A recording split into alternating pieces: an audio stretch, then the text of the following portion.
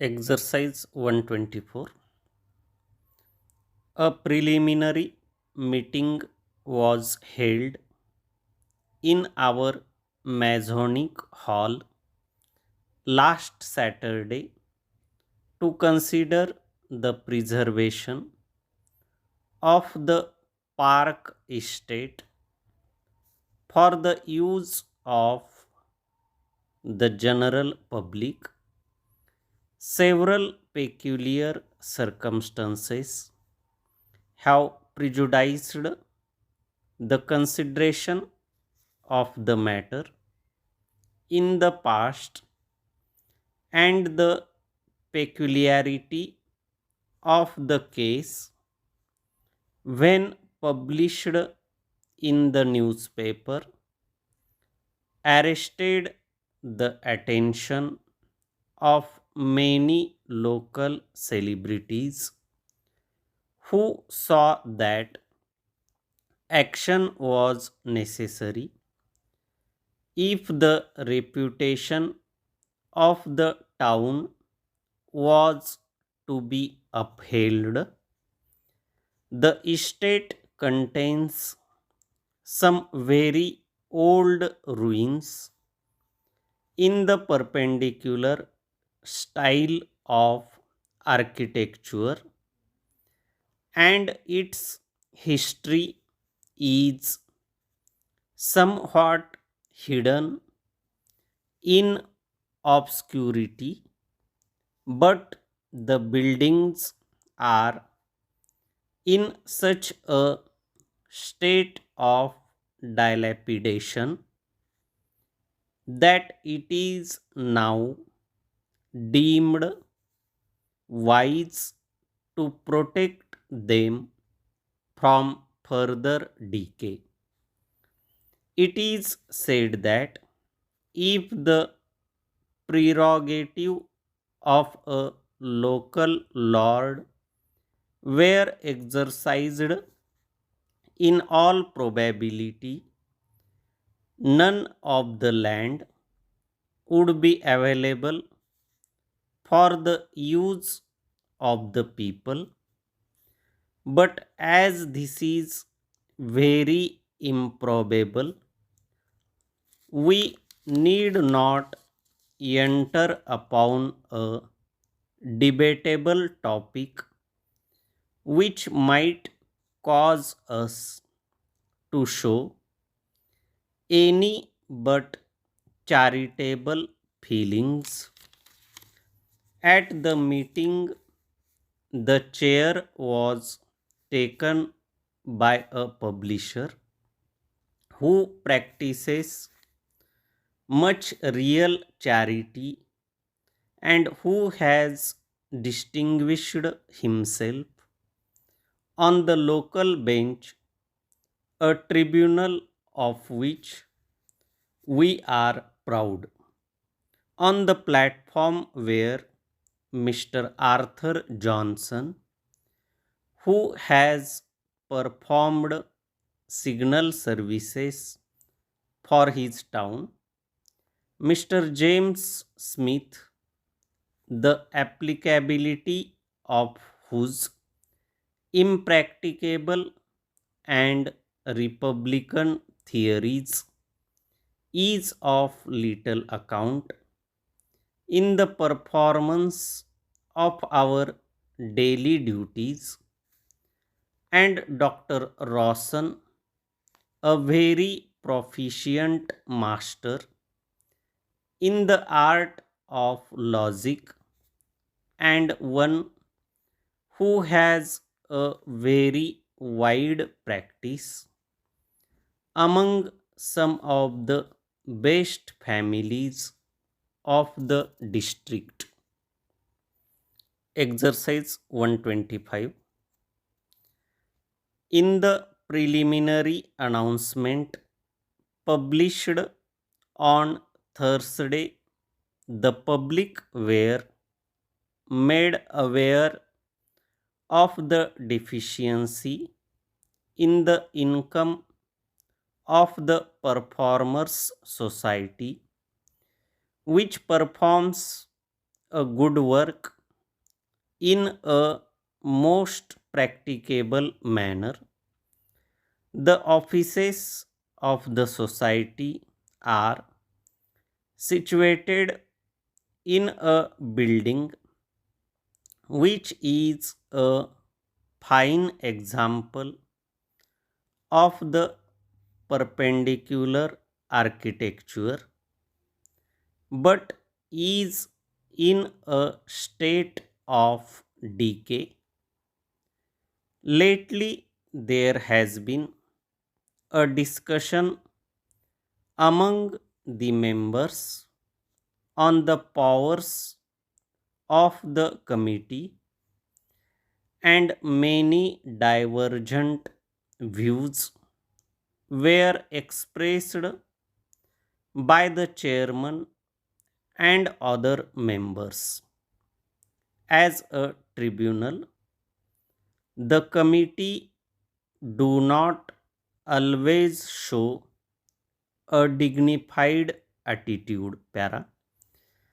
Among other observations, some of which were extremely strong in tone, the chairman, a person of prejudiced views, said there were many difficulties in the way, but it was not at all improbable that our new patents would revive our trade in the South American republics, as they were peculiarly applicable to the wants of its people. Exercise 126. The chairman said an advertisement had been inserted in the local press inviting the residents to give substantial subscriptions to a central fund, and the amount subscribed being out of all proportion to expectations, there was now no fear of a deficiency, and there would be no difficulty in discharging all initial expenses.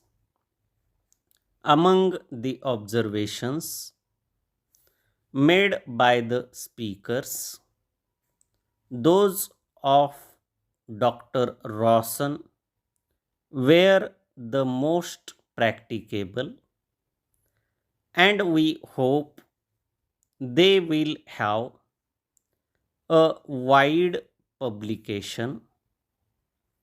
He gave a description of a scheme somewhat different from ours, and led the audience to follow its applicability to the present case. Of course, Mr. Smith, who is very far from being deficient in eloquence and who is a practiced speaker, had some wild statements to make, and spoke of the evils of the disproportion in which the enjoyments of life are distributed. His speeches are very unsubstantial, but as a performer of the ludicrous, it would be difficult to find his equal either in this country or in any republic. When the next edition of the local paper is published, I will forward you a copy and you will be able to realize how unflattering he is in his remarks about what he calls the disproportionate distribution of wealth. Exercise 127. The chairman, in the course of his speech, said that to seek the preservation of the concern when the profits were so unsubstantial and so disproportionate to the amount invested, and when the price of the stock was so depreciated, was absurd, and it was inadvisable to carry on the company. Para. The advertisements in the paper are out of all proportion to the news, which is very deficient, and we marvel at the prosperity of the publication and the confidence of the publishers. It has often subscribed substantial amounts to public funds, opened its columns for national subscriptions, and given distinguished services to the cause of charity. Para. The performer who performed at the theatre is a Russian, and his artistic performance of the play brought out all the peculiarities of the slave race, although there was a disproportion in his acting which would render a long engagement impracticable. Exercise 128. He who wishes to become a fluent speaker must first of all be capable of making a speech, but it is a somewhat sad fact that some people are naturally incapable of expressing their thoughts verbally. It is no abuse of language, however, to state that even nature may be overcome and the taciturn person may acquire such fluency as to surprise his friends by his eloquence. It is only necessary to recall the character of Demosthenes and how he developed the characteristics of a great orator to prove that this is so. It is especially essential that familiarization with details of the subject be acquired beforehand. Otherwise, a mortgage is placed on the chances of success by an insufficiency of facts, when a sufficiency would probably mean unqualified success. With the precision of a mathematician, he should marshal his facts, familiarize himself with apt illustrations to establish them, and keep in view the immediate purpose of his speech. Then there are certain gestures which can be suited to circumstances with mathematical accuracy, but these should be as far removed as possible from merely mechanical action if the maximum results are to be attained. Some fail to govern themselves in this matter and thus extinguish the possibility of being effective. Further, a homely and familiar style should be cultivated and adopted as occasion requires.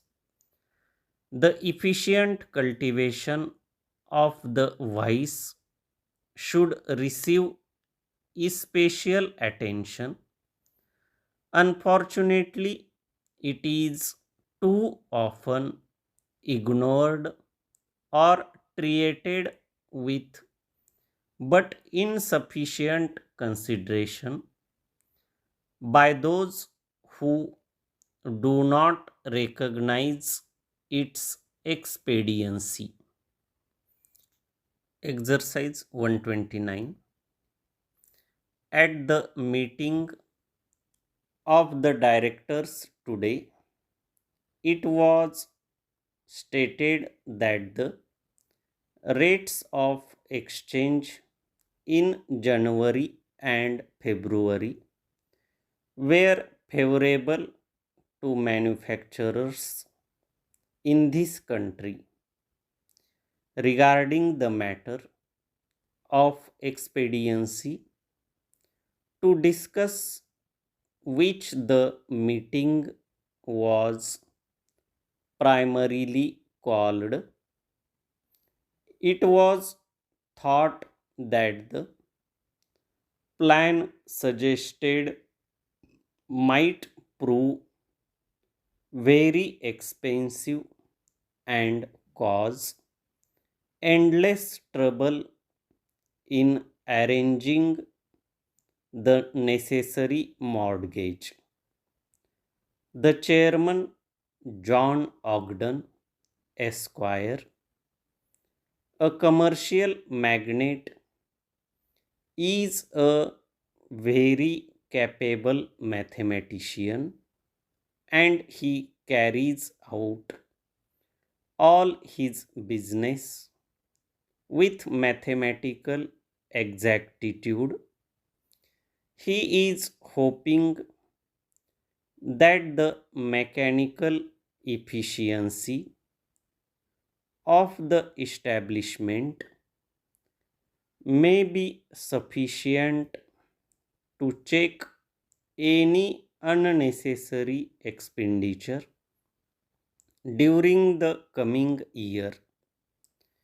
No man is more familiar to the members of the exchange than he, and his speeches at social functions are noted for their humor, while his placid manner is a characteristic which compels the admiration of all.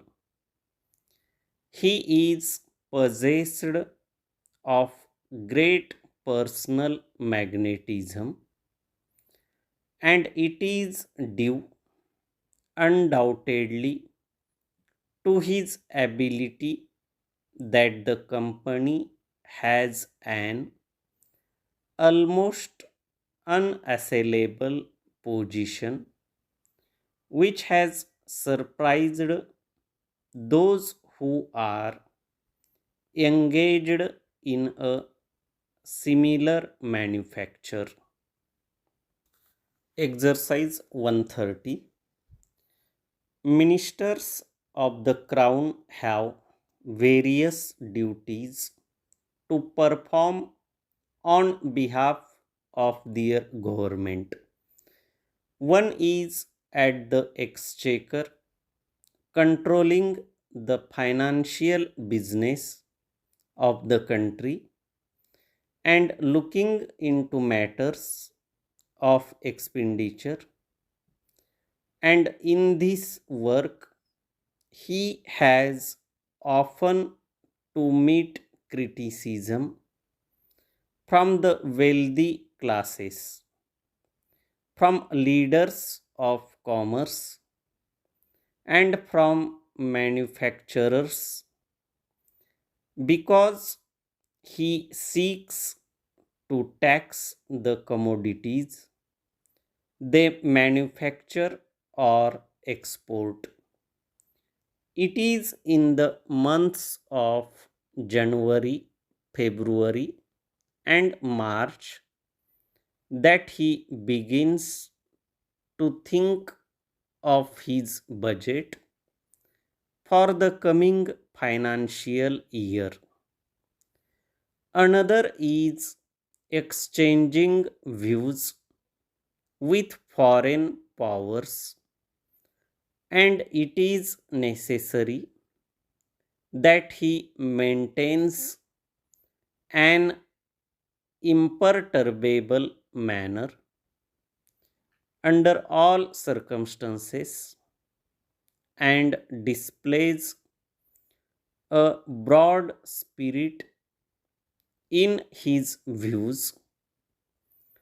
A third is maintaining the impregnable state of our coasts, or considering the inefficiency of our navy, which is very expensive, and formulating plans for making it more efficient. A fourth has to deal with the treatment of prisoners who are confined for offenses of various kinds, and though he may be a kindly man, he must not be swayed by false motives in the discharge of his duties. A fifth is concerned with the health of metropolitan and other areas throughout the land, in addition To all these, such ministers are cross examined in Parliament, and the result of such cross examination depends very largely on the personal magnetism of the holder of the office. Exercise 131. The new book of essays by a member of the government contains some very worthy sayings. A person of character is incapable of a mean action and is able to govern himself under all circumstances. We cannot be wise men unless we familiarize ourselves and sympathize with human nature. Our familiarization with new scenes and new peoples shows us the insufficiency of our education. In the immediate future, we expect to see the author at the head of the cabinet para in dealing with the charge against the prisoner. The metropolitan magistrate passed the maximum sentence after a close cross examination of the offender and after several witnesses had been cross examined, and despite the fact that the prisoner's action had been governed by financial troubles over which he had no control. The magistrate is a man of wide tastes and is one of the prime movers in our agricultural show, and he is regarded as an authority on most matters relating to the land. His model farm is a splendid example of scientific farming, and it is a source of amazement to the farmers in the district who are mostly satisfied with seeking for the best results by empirical methods.